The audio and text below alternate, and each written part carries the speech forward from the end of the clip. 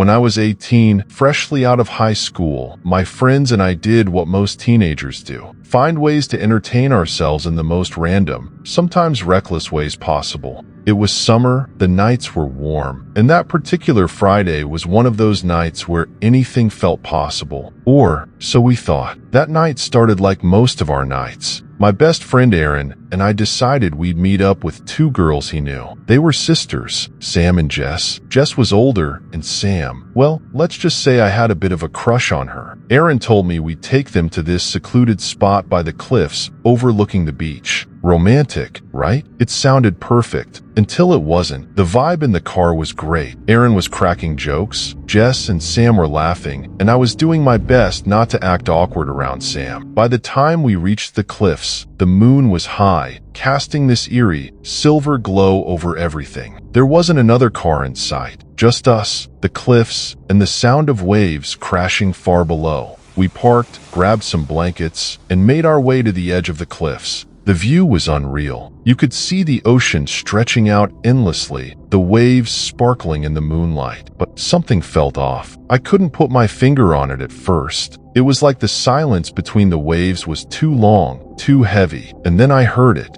A sound I'll never forget. It was this soft, shuffling noise, like someone dragging their feet over loose gravel. I turned to Aaron, but he was busy flirting with Jess. Sam must have noticed me stiffen because she asked, "Did you hear that?" Laughed it off, trying to seem cool. "It's probably just the wind," I said, but deep down, I wasn't so sure. And then it happened again. The sound. This time, it was louder, closer, like something or someone was out there, watching us. I whispered to Sam, "Did you hear it this time?" She nodded, her eyes wide. I finally told Aaron and Jess. Aaron, being Aaron, decided to be the hero. He grabbed his phone, turned on the flashlight, and said, "All right, let's see what's out there." I followed him, partly because I didn't want him to go alone, but mostly because I was terrified of staying behind. Sam and Jess stayed by the blankets, their faces pale in the moonlight. We walked for about 30 yards when Aaron stopped.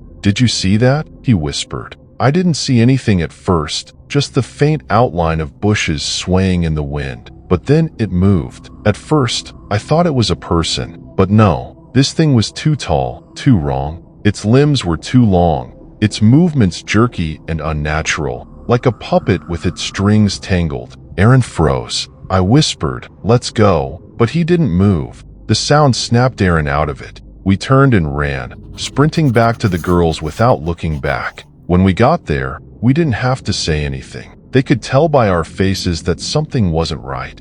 We grabbed the blankets and headed for the car, walking as fast as we could without breaking into a run. And that's when we heard it, the growl, louder this time, echoing off the cliffs.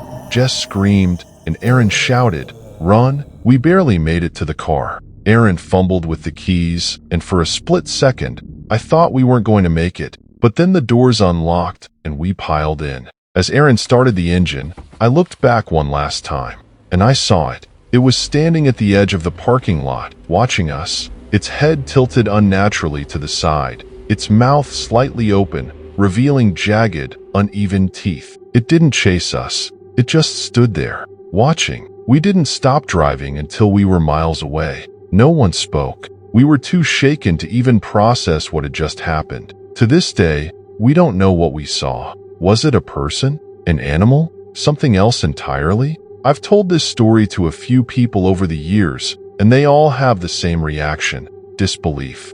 But I know what I saw. We all do. Whatever it wasn't human, and it's out there, somewhere.